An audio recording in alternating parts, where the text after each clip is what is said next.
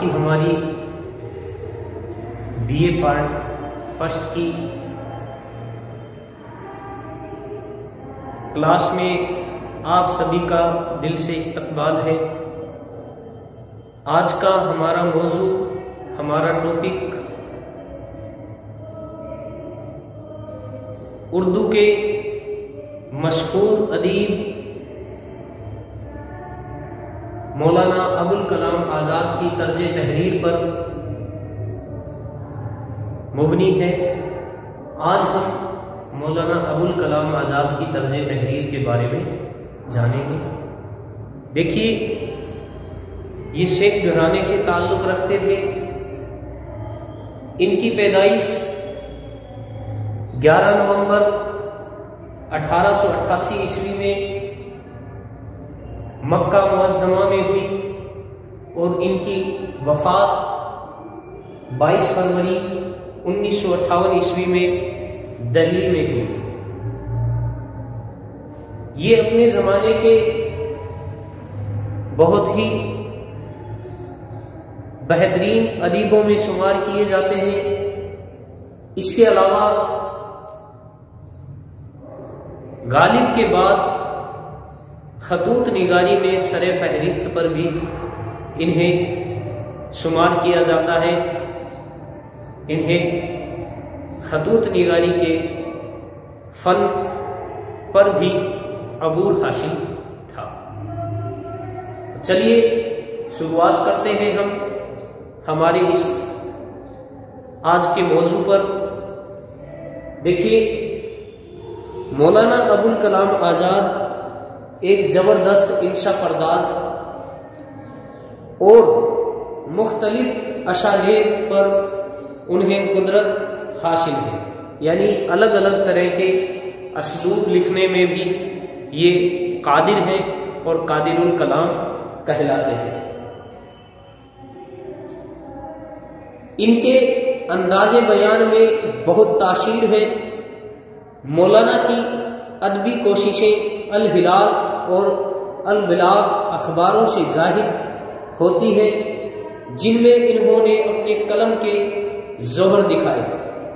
ان کے علاوہ وہ مضامین، خطوط اور قرآن مجید کی تفسیر وغیرہ منظر عام پر آ چکے ہیں۔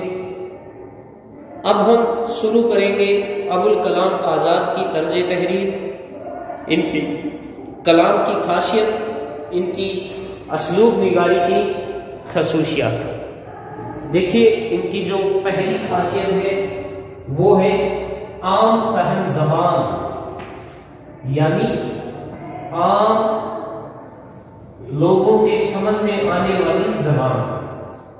عام فہم زبان یعنی ایسی زبان جو سبھی کے سمجھ میں آئے، عوام و خواص سبھی کے، اس طرح کی زبان کا یہ اپنی تحریروں میں استعمال کرتے ہیں۔ تو ان کی جو زبان ہے، اس زبان کے بارے میں جانتے ہیں۔ دیکھیے، عام فہم زبان ان کی، جب ہم غبار خاطر کے خطوط کو پڑھیں گے، جو ان کے خطوطوں کا ایک بہترین مجموعہ ہے، اس مجموعے پر جب ہم غور و فکر کریں گے، پڑھیں گے، تو ہمیں اس بات کا احساس ہوگا کہ ان کی زبان بالکل سادہ سلیس اور عام انسانوں کے سمجھ میں، عوام کے سمجھ میں آنے والی زبان ہے۔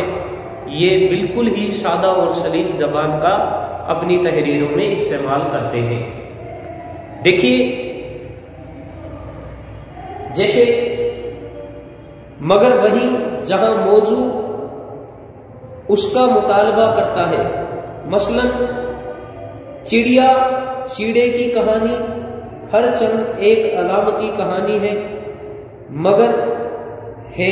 مگر بہرحال کہانی ہی تو ہے۔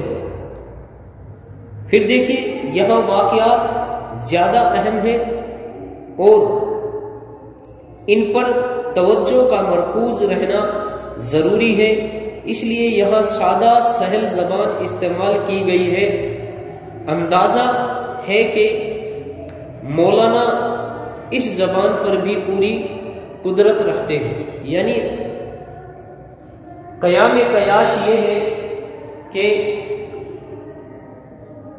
یا ہم یوں کہہ سکتے ہیں کہ رہین قیاش یہ ہے کہ مولانا ابوالکلام آزاد عوام کی جو زبان تھی اس پر قدرت رکھتے تھے، قادر تھے، اور اس زبان کو جہاں وہ واقعات کو پیش کر رہے ہیں اس واقعات کو پیش کرتے وقت بہت زیادہ اور پر تاثیر کے ساتھ پیش کرتے تھے تاکہ عوام کی توجہ مرکوز ہو جائے، عوام کو اپنی طرف کھینچ سکے، قاری کو، پڑھنے والے کو اپنی طرف متاثر کر سکے۔ اس طرح کی زبان کا استعمال یہ اپنے واقعات پیش کرتے وقت ضرور کرتے ہیں۔ اس میں سے ایک خط کا اقتباس میں پیش کرنے جا رہا ہوں۔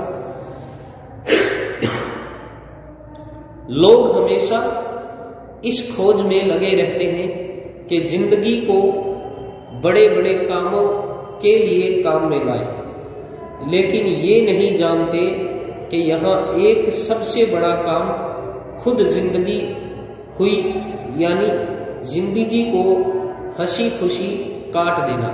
یعنی بالکل عام بول چال کی زبان کا انہوں نے استعمال کیا ہے اس اقتباس میں، اور بالکل سے سادہ سلیس الفاظ کا استعمال کیا ہے تاکہ سبھی کو میری بات سمجھ میں آ سکے۔ تو یہ ان کی کلام کی پہلی خاصیت تھی۔ ان کے کلام کی جو اگلی خصوصیات ہے، دوسری وہ ہے فارسی آمیز زبان۔ دوسری ان کے کلام کی خاصیت ہے فارسی آمیز زبان، یعنی یہ اپنی تحریروں میں فارسی کا بھی مشرن کرتے ہیں۔ جب یہ لکھتے ہیں تو بیچ بیچ میں ان کی زبان میں، ان کی تحریروں میں آپ کو فارسی کے الفاظ بھی دیکھنے کو مل جائیں گے، پڑھنے کو مل جائیں گے۔ جیسے مولانا ابوالکلام آزاد نے اپنی تحریروں میں فارسی آمیز زبان کا استعمال بھی کیا ہے، یعنی وہ فارسی کے ایسے الفاظوں کا بھی استعمال کرنے پر قدرت رکھتے ہیں جو اس زمانے کے، اس دوران کے جو عام بول چال کے الفاظ تھے، ان الفاظ کا بھی یہ اپنی تحریروں میں استعمال کرتے ہیں۔ یعنی وہ فارسی آمیز زبان کا استعمال کرتے ہیں۔ عربی و فارسی پر مولانا کو کامل عبور حاصل تھا، یعنی وہ پوری طرح سے فارسی اور عربی زبان سے بھی اچھی طرح سے واقف تھے۔ اس وجہ سے بھی ان کی تحریروں میں ہمیں عربی اور فارسی کے الفاظ دیکھنے کو، پڑھنے کو مل جاتے ہیں۔ ان کی تقریباً تمام تحریریں اس کی گواہ ہیں۔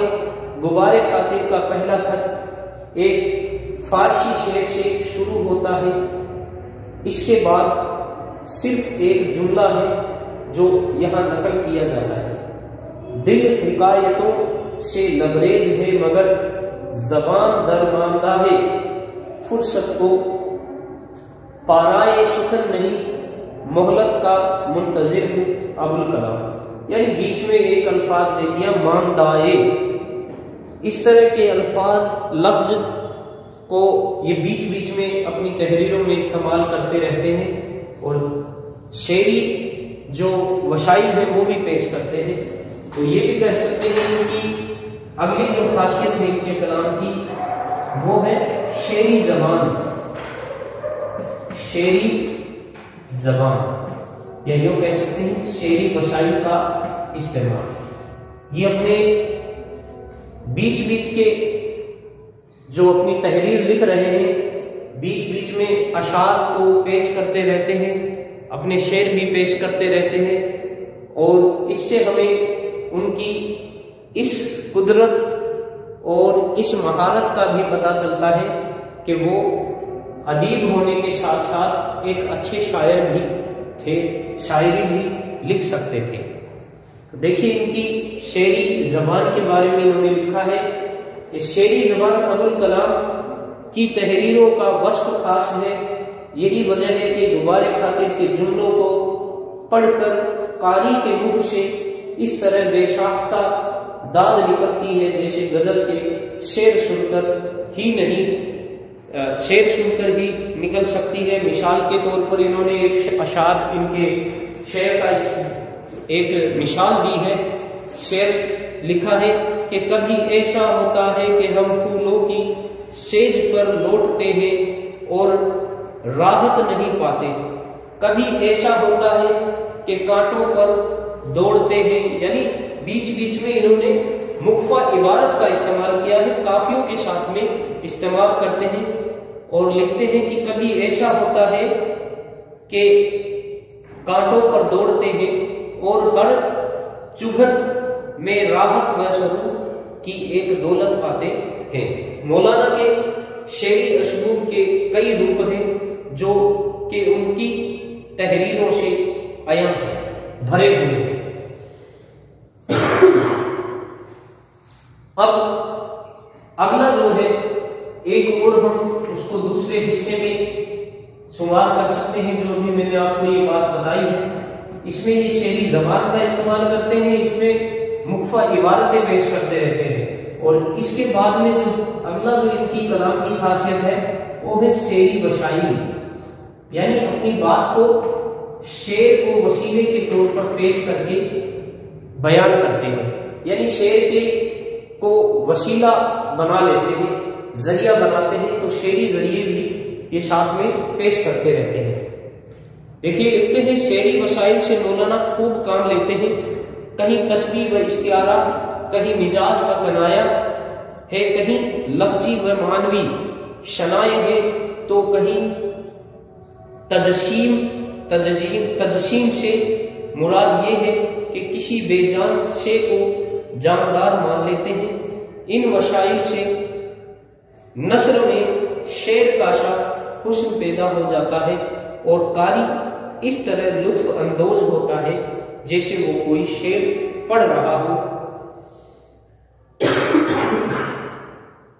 اس کی ایک مثال انہوں نے پیش کی ہے، لکھتے ہیں میری پچھلی زندگی مجھے قید خانے کے دروازے تک پہنچا کر واپس چلی گئی، یعنی اپنی زبان کو اس طرح سے استعمال کر رہے ہیں، اس طرح سے اپنی نثر پیش کر رہے ہیں، ایسا لگتا ہے، اس بات کا احساس ہوتا ہے جیسے شعر کہہ رہے ہیں،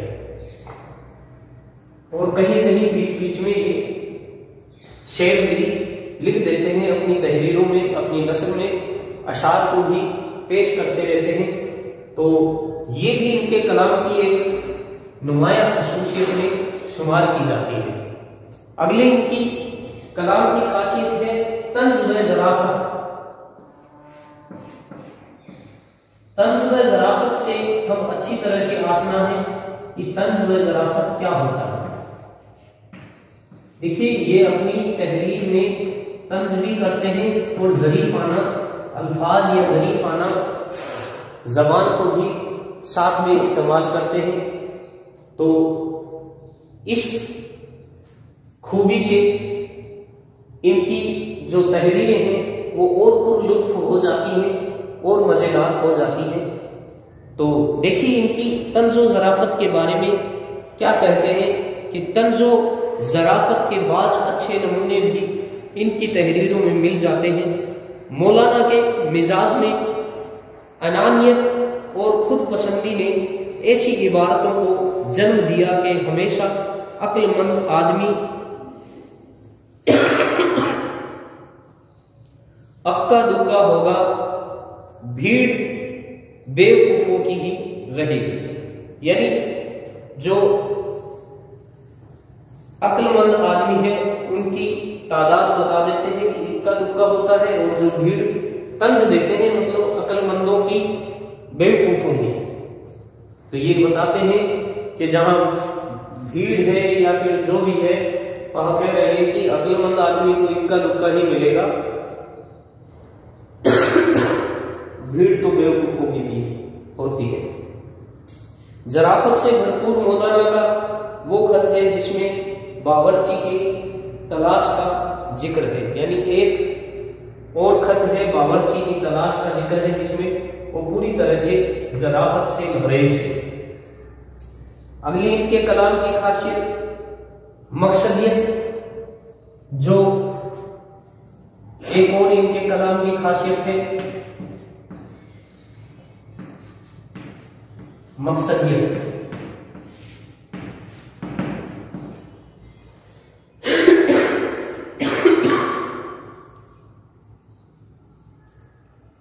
مولانا ادب میں مقصدیت کے قائل تھے۔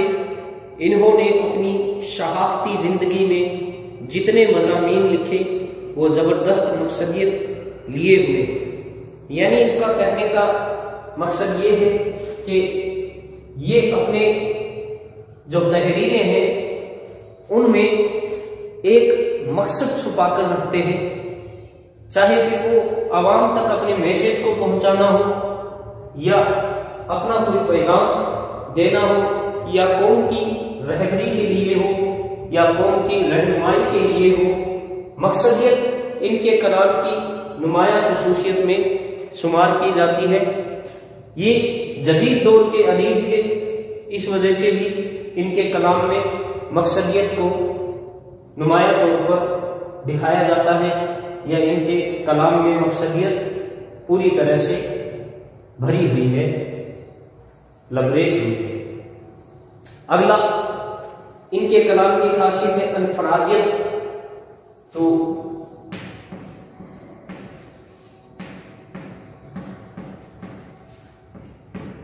انفرادیت بھی ان کے کلام کی ایک اور خصوصیت ہے۔ انفرادیت مولانا کے مزاج میں داخل تھی۔ روش عام سے ہٹ کر چلنا ساری زندگی ان کا معمول رہا۔ ایک خط میں لکھتے ہیں کہ ساری دنیا میں الٹی چال میرے حصے میں آئی،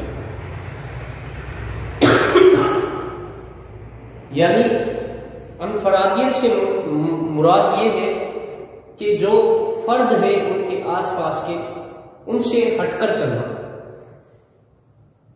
یعنی ایسی راہ پر چلنا جس راہ پر کوئی دوسرا نہ چل رہا ہو، یعنی ماحول کے الٹے یا اپوزٹ چلنا، یا راہ پر ایسی پر چلنا جس پہ کوئی اور نہ چل رہا ہو۔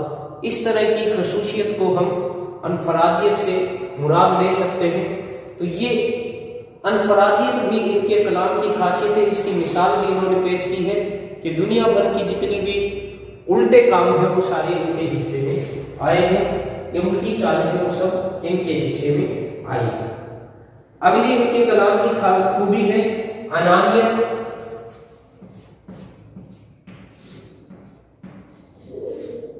ان کے کلام کی اگلی خوبی ہے انانیت۔ دیکھیے انانیت سے کیا مراد ہے کہ انانیت مولانا کے رگ وپے میں شرائط کیے ہوئے ہیں۔ خود پسندی ان کے مزاج کا خاص حصہ تھی۔ خاص حصے سے مراد ہے، خود پسندی سے مراد ہے ان کا ایٹیٹیوڈ، ان کی انانیت، ان کا ایٹیٹیوڈ، یہ ان کے اندر کوٹ کوٹ کر بھرا ہوا تھا۔ وہ بلا کے ذہین تھے، چنانچہ ان کے مزاج میں انانیت پیدا ہو گئی۔ جیل میں طبی معائنے کا ذکر کرتے ہوئے ایک خط میں لکھتے ہیں کہ سول سرزن ہر شخص کا سینہ ٹھوک بجا کے دیکھتا رہا کہ کیا آواز نکلتی ہے، معلوم نہیں پھیپھڑوں کی حالت معلوم کرنی چاہتا تھا یا دلوں کی۔ مجھ سے بھی معائنے کی درخواست کی، میں نے کہا میرا سینہ دیکھنا بے سود ہے، اگر دماغ کے دیکھنے کا کوئی اعلیٰ ساتھ ہے تو کام میں لائیے۔ یعنی یہ اپنی جو جہانیت ہے، جو ذہن کے جس ذہین شخصیت کے یہ مالک تھے، اپنی اس شخصیت پر انہیں بڑا فخر تھا، اور اسی لیے یہ اس سرجن کو کہتے ہیں کہ اگر آپ کے پاس کوئی ایسا ہتھیار ہے کہ میرے دماغ کو آپ چیک کر سکیں تو اس آلے کو، اس ہتھیار کو لائیے اور کام میں لیجیے۔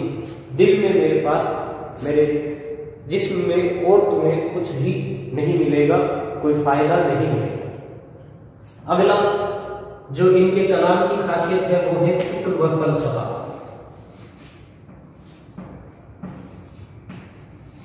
فلسفی سے آپ اچھی طرح سے جانتے ہیں کہ کیا ہوتا ہے۔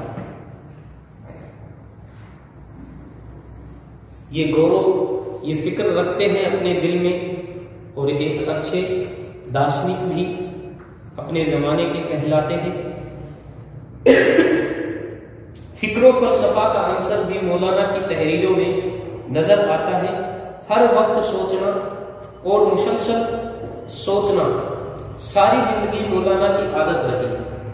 ان کی تحریروں میں فکر و فلسفہ کہیں پوری طرح حاوی ہے تو کہیں اس کی ہلکی لہریں نظر آتی ہیں۔ ایک خط میں خوشی کا فلسفہ پیش کیا گیا ہے۔ مولانا فرماتے ہیں کہ اصل خوشی جسم کی نہیں، دماغ کی خوشی ہے جو قید و بند میں بھی برقرار رہتی ہے۔ یعنی یہ اپنی اس خصوصیات کی چرچا کر رہے ہیں۔ یہ اپنے خط میں لکھتے ہیں کہ میں اپنا باہر کا دماغ اور اندر کا دماغ الگ رکھتا ہوں۔ میرے پاس دو طرح کے دماغ ہیں۔ جب میں اندر آتا ہوں تو اندر والا دماغ باہر والے دماغ کو ہٹا کر لگا لیتا ہوں۔ اس طرح سے مطلب اپنی تحریر کو پر لطف بناتے ہوئے آگے لکھتے ہیں کہ بتاتے ہیں کہ زندگی کیا چیز ہے، اس کے بارے میں بھی فلسفی کے طور پر یہ اپنی بات کو مکمل طور پر پیش کر رہے ہیں اپنے خطوں میں کہ اصل خوشی انسان کے دماغ کی ہوتی ہے، دل کی نہیں ہوتی۔ اگر انسان باہر جیسی خوشی کا احساس کر کے آیا ہے، اندر بھی اپنے دماغ کو وہاں اس بات پر مطمئن کر لے، اس بات پر راضی کر لے کہ اب بھی ویسی کی ویسی خوشی ہے، وہی منظر جو ہم باہر دیکھتے تھے اندر بھی ویسا ہی منظر ہے۔ چڑیاں چہچہاتی ہیں، ہاتھیوں کے چنگاڑ بولنے کی آواز آتی ہے، شیر کے دہاڑنے کی آواز آتی ہے، پیڑ پودے ہیں، چاند ہے، سورج ہے، قدرت کا ہر منظر جب وہ اندر سے دیکھ سکتا ہے جو باہر سے وہ دیکھتا تھا، تو وہ اس طرح کی باتیں اپنے جو تحریر ہے ان میں پیش کر کے یہ بتانا چاہتے ہیں کہ اصل خوشی دماغ کی ہوتی ہے، نہ کہ دل کی ہوتی ہے۔ اب دیکھیے ان کے کلام کی جو حصول ہے، جو ان کا حاصل کلام ہے یا ان کا خلاصہ کمال پر ہم چرچا کریں گے کہ ان کا کلام کس طرح کا ہے۔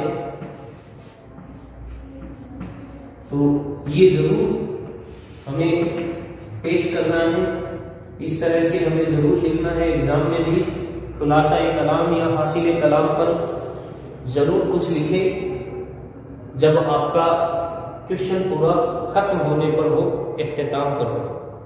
تو مولانا ابوالکلام آزاد کی مقبولیت کا اصل راز ان کی طرز تحریر میں ہے۔ تخلیقی نثر کا یہ شاہکار صدیوں تک جمال پرستوں کو لطف اور سرور کی دولت عطا کرتا رہے گا، اور اس کے عوض ان سے خراج تحسین وصول کرتا رہے گا۔ نیاز فتح پوری نے مولانا کے نام ایک خط میں درست ہی لکھا تھا کہ مولانا آپ کا اسلوب بیان مجھ سے تو وعدہ جاں چاہتا ہے، اگر آپ کی زبان میں مجھے کوئی گالیاں بھی دے تو حل من مزید کہتا رہوں گا، یعنی اگر آپ کی زبان میں کوئی گالیاں دے تو بھی میں اس بات سے ناراض نہیں ہوں گا، آپ کی زبان اتنی شیریں زبان ہے۔ یہاں مولانا حسرت موہانی کا یہ شعر مکمل طور پر صادق آتا ہے، جب سے دیکھی ابو الکلام کی نسل، نظم حسرت میں کچھ مزہ نہ رہا۔ بے شک یہ ان کے کلام کے لیے مولانا حسرت موہانی نے بہت ہی شاندار شعر لکھا ہے۔ دیکھیے آج ہم نے پڑھا مولانا ابو الکلام آزاد کی طرز تحریر کے بارے میں۔ بے شک ہم اچھی طرح سے جان چکے ہوں گے کہ ان کی عام فہم زبان، ان کی فارسی آمیز زبان، شعری زبان، شعری وسائل، طنز و ظرافت، مقصدیت، انفرادیت، انانیت، فکر و فلسفہ، یہ سب ان کے کلام کی نمایاں خوبیاں ہیں، اور یہ ان خوبیوں کے باعث ہی ایک بہترین ادیب کا درجہ رکھتے ہیں اور اپنے زمانے کے بہترین ادیبوں میں شمار کیے جاتے ہیں۔ دیکھیے مولانا ابو الکلام آزاد کے بارے میں ہم نے چرچا کی کہ یہ اپنے زمانے کے یا غالب کے بعد دوسرے ایسے خطوط نگار ہیں جو اس غالب کے بعد خطوط نگاری کی جو فہرست ہے اس میں نمایاں طور پر یا انہیں اول درجے کا خطوط نگار شمار کیا جاتا ہے۔ تو آج کا ہمارا جو یہ ٹاپک تھا یہ اتنا ہی ہے۔ ہمارے بی اے پارٹ فرسٹ میں اتنا ٹاپک پوری طرح سے اچھی طرح سے اگر آپ لوگ لکھ دیتے ہیں تو 20 نمبر کا کوشچن ہمارا ایک اچھی طرح سے لکھا جا سکتا ہے، اور 20 نمبر کا یہ کوشچن اتنا ہی ہمیں لکھنا ہے، زیادہ تفصیلات سے کام نہ لیں۔ بہتر یہ ہوگا کہ ایگزام میں جتنا ہماری سلیبس کے اکارڈنگ دیا ہوا ہے اتنا ہی لکھیں، اور زیادہ تفصیل میں لکھنے کی وجہ سے ایسا نہ ہو کہ دوسرے کوشچن، دوسرے سوال آپ نہ کر پائیں اور ان سے بھی ہاتھ دھو بیٹھے۔ تو آپ جتنے الفاظ آپ کی جو تعداد اس میں دی ہوئی ہے اتنے ہی الفاظ کا استعمال کریں، زیادہ تفصیلات لکھنے میں کوئی آپ کو فائدہ نہیں ہوگا۔ شکریہ۔